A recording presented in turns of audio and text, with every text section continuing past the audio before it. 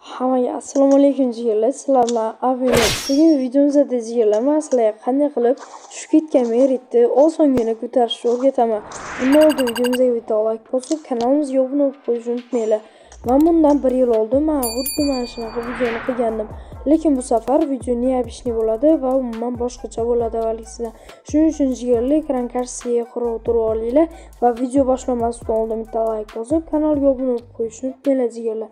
Mana hozir meni meritim ko'rishingiz mumkin. Meni meritim hozir mana 56 da turib qo'ygan, ya'ni bu 100 bo'lishi kerak. Va mana menda 60 ming hisob tashlagan, ya'ni menda bir haftaga banga kirib ketgan.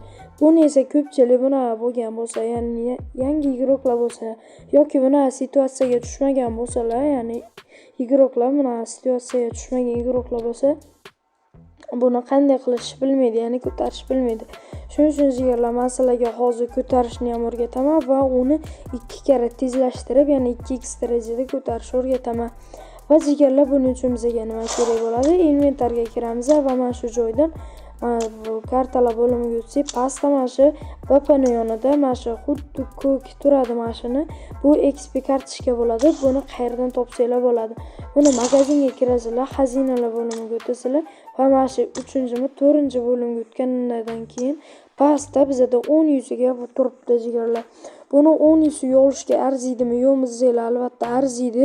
Buni agar olmasanglar ham bo'ladi, chunki sizlarning inventaringlarda bunaqa narsa bo'lishi kerak. Men buni hammasini bo'lganini ishlatib bo'ldim. Shu bilan menda qolmadi. Inventarimda qolmagani sababli men endi sizlarga buni o'rgatdim va endi qanday qilib o'zini glavniy nimasini ko'tarishni o'rgataman. Buning uchun sizlar mana shu tarafga kirasizlar. Sizlarda reyting turgan bo'lsa, umuman mast bosib bo'lmaydi. Bunaqa payti hech kim tushmasligi mumkin, ya'ni yangi igroklar va boya aytganimdek, bunaqa situatsiyaga tushmagan igroklar.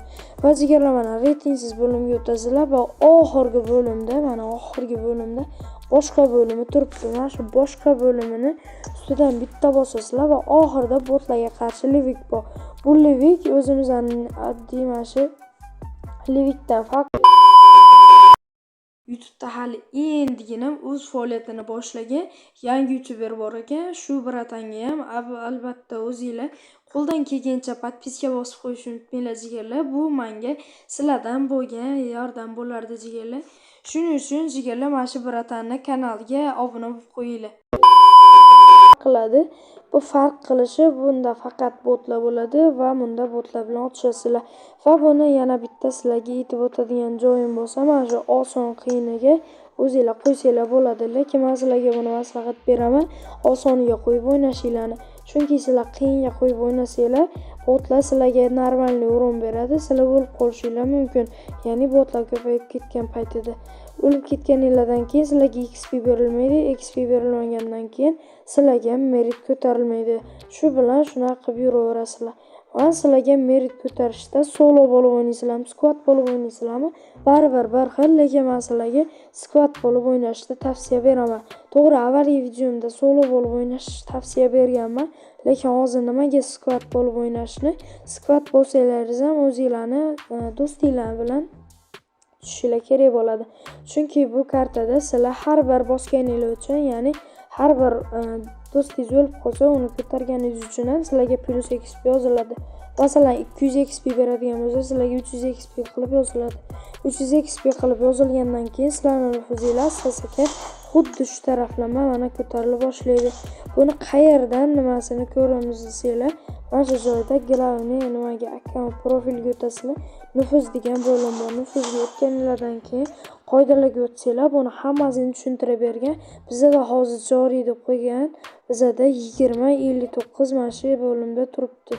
Va jigarlar bu qanday tushib ketganini ham sizlarga hozir aytib beraman.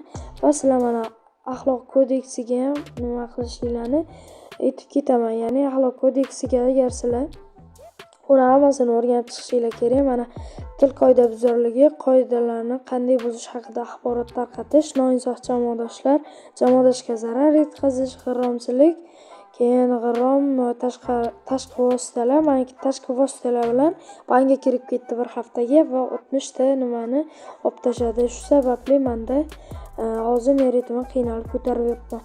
G'arazli hamkorlik, xatolardan foydalanish, bu baglardan foydalanish. Shuning uchun masalaga baglardan to'liq foydalanishni maslahat bermayman. Bu meritillarni tezroq ko'tarib qo'yishlar kerak. Buni avvalman 72 ga chiqqandan keyin menimcha bosib bo'ladi deb o'ylardim. Lekin men ChatGPTdan so'raganimda, u menga aytdiki, 60 bo'lganda o'ynashim mumkin dedi. Hozir masalaga 60 bo'lgandan keyin ham o'ynab bo'ladimi yo'qmi, hozir aniqini aytolmayman. Lekin ChatGPT aytishi bo'yicha menga 60 bo'lsa o'ynab olasan dedi. Vaziyatlar xuddi shu uslubda, mana shu joyda reytingsiz boshqa va botlarga qarshi levikni o'ynab orasizlar. Va sizlar maslarni o'ynab bo'lgandan keyin eng mana shu tepada sizlarda XP yoziladi. XP sizlarda 200-300 bergandan keyin agar sizlarga ko'proq bersa ham sizlarning meritinglar sekin-asta ko'tariladi. Lekin buni umuman shoshmanglar, chunki bu merit ko'tarilishi juda ham sekin. Va jigarlar, men sizlarga mana o'zim bilgan hamma ma'lumotlarni aytib o'tdim. Va jigarlar, men sizlarga yana bir bor aytaman, videoda men ozgina xatoliklar qilgan bo'lsam yoki videoda kamchilik bo'lsa, uning uchun albatta sizlardan oldindan uzr so'rayman. Va jigarlar, men bir yil sizlarga kontent qilmaganim uchun hozirda gapimga tushmayapti. Shuning uchun jigarlar, men sizlardan oldindan uzr so'rayman va bugungi videomiz shu bilan tugadi. Agar videomiz sizlarga yoqqan bo'lsa, kommentariyaga любой bitta gapni yozib, videomiz aktivga chiqishi uchun kanalimizga albatta obuna bo'lib, videoga like bosib ketishni unutmanglar. Mana hozirda 1 yil video qo'ymaganim uchun aktiv tushib ketdi. Shu sababli bu aktivni qaytadan ko'tarish uchun albatta sizlarning yordaminglar kerak bo'ladi. Shuning uchun jigarlar, hammalaringizga kattakon rahmat. Bugungi videomiz tugadi.